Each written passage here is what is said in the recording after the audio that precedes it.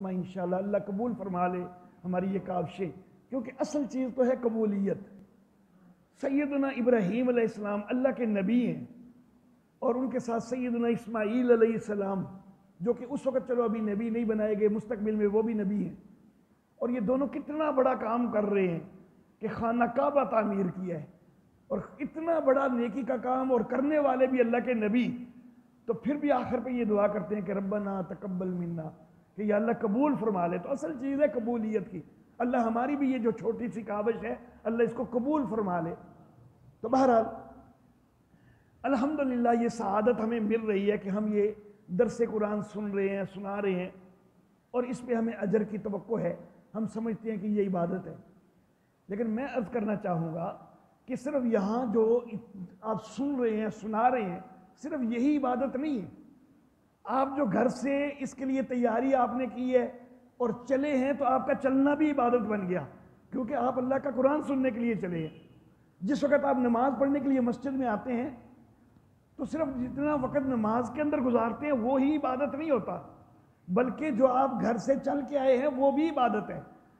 और जितनी देर आपने नमाज के लिए इंतज़ार किया वो भी इबादत है। अल्लाह अल्लाह। क्यों? इसलिए कि आपका ये अकीदा है कि मेरे अल्लाह को पता है कि मैं इस काम के लिए जा रहा हूँ, और मेरा अल्लाह मेरे सारे मामलात के ऊपर मुख्तार है, मैं उसको राज़ी करने के लिए जा रहा हूँ। तो ये अल्लाह की रज़ा के लिए आप आए हैं, तो ये इबादत बन गई। मोमिन के लिए इबादत का मफ़हूम बड़ा वसी हो जाता है। अल्लाह अल्लाह। मिसाल के तौर पर, अब यहाँ पर आप मस्जिद में बैठे हैं, यहाँ आप आए हैं, आपका आना इस वजह से इबादत बन गया, एक एक कदम इबादत बन गया कि आप कुरान सुनने के लिए आए हैं। लेकिन आप जाने को भी इबादत बना सकते हैं। आए जो हैं वो तो है ही है ना, जाने को भी आप इबादत बना सकते हैं। कैसे? कि अगर आप जाते हुए रास्ते के दाएं दाएं तरफ चल के जाएं, सिर्फ इस दिल में ये नियत कर लें कि नबी अकरम सल्लल्लाहु अलैहि वसल्लम की सुन्नत है कि पैदल लोग जो हैं वो रास्ते के दाएं तरफ चलें। सवारी के लिए सुन्नत बाएं तरफ है और पैदल के लिए सुन्नत दाएं तरफ है। अब ये नियत करके आप रास्ते के दाएं तरफ चले जाएं, अगर सवारी पर हैं तो रास्ते के बाएं तरफ चले जाएं। सिर्फ इतनी नियत करने से आपको एक एक कदम पर अजर मिलता जाएगा। आपने बेख्याली में भी तो जाना ही है, उसका आपको कोई अजर नहीं मिलेगा। बेशक आप दाएं जा रहे हैं, बेशक बाएं जा रहे हैं, कोई अजर नहीं मिलेगा। लेकिन सिर्फ इतनी नियत कर ली कि नबी अकरम सल्लल्लाहु अलैहि वसल्लम की सुन्नत है दाएं तरफ चलना, इतनी नियत करके आप चले हैं ना, तो एक एक कदम इबादत बन जाएगा। क्योंकि अल्लाह देख रहा है, अल्लाह जानता है कि आप अल्लाह के महबूब की सुन्नत को अदा कर रहे हैं, और महबूब की सुन्नत अदा करने पे अल्लाह राज़ी होता है। तो ये अल्लाह को राज़ी करने के लिए आप कर रहे हैं, तो ये इबादत बन जाएगी। मस्जिद से निकलना भी इबादत बन जाती है। मस्जिद से निकलते हुए बायां कदम पहले निकालें, ये इबादत बन जाएगी। जूता पहनना इबादत बन जाएगी। जूता पहनते हुए बस इतना ख्याल करके कि नबी अकरम सल्लल्लाहु अलैहि वसल्लम जूता पहनते हुए दायां पांव पहले डालते थे, तो जूता पहनना भी इबादत बन जाएगी। अल्लाह अल्लाह। हमारे इस किला दारसी की एक बड़ी अजीम शख्सियत मौलाना अब्दुल हमीद वट्टू रहमहुल्लाह, अल्लाह उनकी कब्र पे करोड़ों रहमतें नाज़िल फरमाए, वो एक दिन मुझे कहने लगे कि लिकाल मुहसिन, मैंने आपके अब्बू से सुन के भी सीखा है, देख के भी सीखा है। सुन के तो उनके दरस वगैरह सुने, उनके खुतबे सुने वगैरह, तो उससे भी मैंने सीखा है। तो मैंने उनसे देख के भी सीखा है। देख के मैंने इस तरह सीखा है कि एक दिन वो मस्जिद से निकलने लगे, मैं भी मस्जिद से निकल रहा था, वो भी मस्जिद से निकले। तो मस्जिद से निकलते हुए उन्होंने बायां पाँव पहले निकाला और जाके सीधा जूते के अंदर नहीं डाल दिया, बायां निकाला और जूते के ऊपर रख लिया, फिर दायां निकाला और वो जूते के अंदर डाला। तो उस दिन मुझे समझ आई कि मस्जिद से निकलने का अदब और फिर जूता पहनने का अदब क्या है। तो मैंने उनको देख कर भी सीखा है। अब मस्जिद से निकलने का सवाब जो है बाएं कदम निकालने पर है, लेकिन उसको अगर सीधा जूते में डाल देंगे तो जूता पहनने वाला सवाब नहीं मिलेगा। लेकिन अगर उसको आप बाहर रख देते हैं, बेशक किसी साफ जगह पे रख देते हैं, जूते के ऊपर रख देते हैं और जूते के अंदर दायां पाँव पहले डालते हैं, तो आपको ये भी सवाब मिल जाएगा।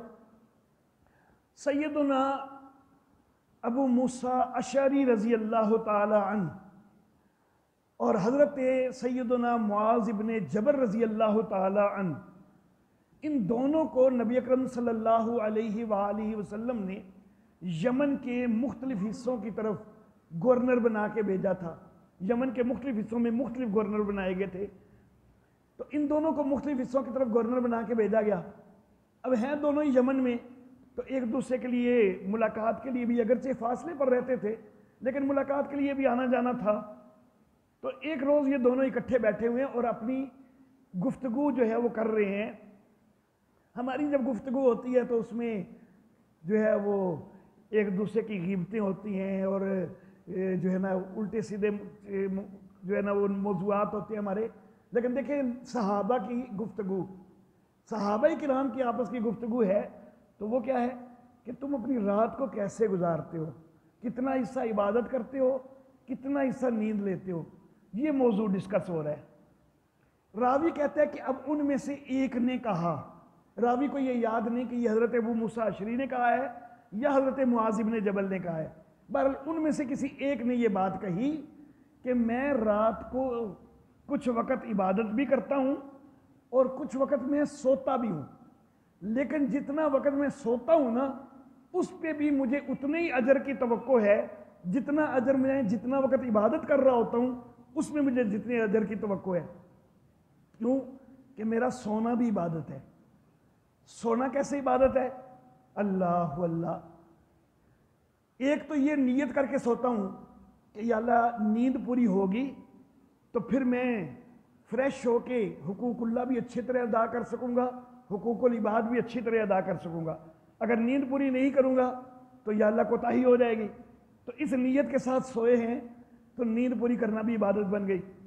اور پھر نیند پوری کرنے کا انداز، دائیں کروٹ پہ سو گئے کہ نبی اکرم صلی اللہ علیہ وسلم دائیں کروٹ پہ سوتے تھے، قبلہ کی طرف رخ کر لیا سوتے ہوئے کہ نبی اکرم صلی اللہ علیہ وسلم قبلہ کی طرف رخ رکھتے تھے سوتے ہوئے، اپنے دائیں رخسار کے نیچے دایاں ہاتھ رکھ لیا، نبی اکرم صلی اللہ علیہ وسلم اس طرح سویا کرتے تھے۔ اب یہ حیت بنا لی، یہ شکل بنا لی کہ نبی اکرم صلی اللہ علیہ وسلم یوں سوتے تھے، میں نے بھی یوں سونا ہے، تو یہ سونا عبادت بن گیا۔ اب رات کو سوئے سوئے بے شک کروٹ بدل کے آپ کی کروٹ بائیں طرف بھی ہو جائے لیکن اس کے باوجود ساری رات کی عبادت کا ثواب آپ کو مل جائے گا، کیونکہ جتنا وقت آپ کے اختیار میں تھا اتنا وقت آپ نے سنت کا خیال کر لیا ہے، اس کے بعد آپ کے اختیار میں نہیں ہے تو پھر بھی آپ کو اجر ملتا جائے گا۔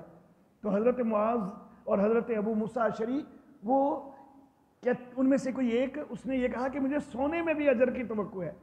تو مومن کے لیے جو ہے وہ بہت زیادہ مواقع ہیں۔ کھانا کھانا ہے تو دائیں ہاتھ سے کھانا، ویسے بھی آپ دائیں ہاتھ سے بے خیالی میں بھی کھا سکتے ہیں، لیکن نیت بس دل میں اتنی کر لیں کہ دائیں ہاتھ سے کھانا سنت ہے۔ یہ نیت کر کے اگر دائیں ہاتھ سے کھائیں گے ایک ایک لقمہ کھانے کا بھی ثواب مل جائے گا، بسم اللہ پڑھ کے کھائیں گے بسم اللہ پڑھنے کا ثواب بھی مل جائے گا۔ کسی نے کھانا پیش کیا ہے آپ اس کو جزاک اللہ کہہ دیں، اس چیز کا بھی ثواب مل جائے گا۔ تو مومن کے لیے بڑے مواقع ہیں عبادت کے لیے۔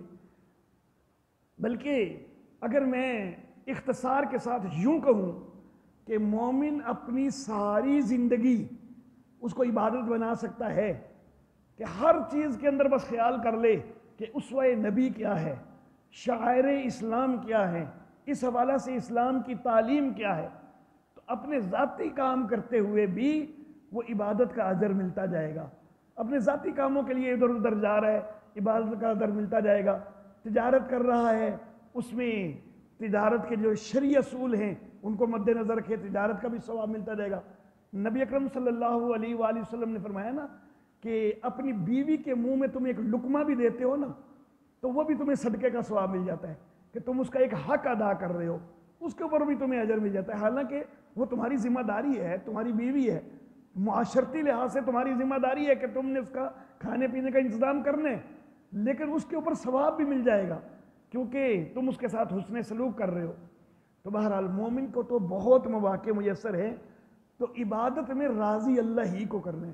اگر کسی اور کو راضی کرنے کے لیے سارا کچھ شروع ہو گیا تو یہ شرک ہو جائے گا۔ اللہ رب العزت ہمیں ہر قسم کے جلی اور خفی شرک سے محفوظ رکھے۔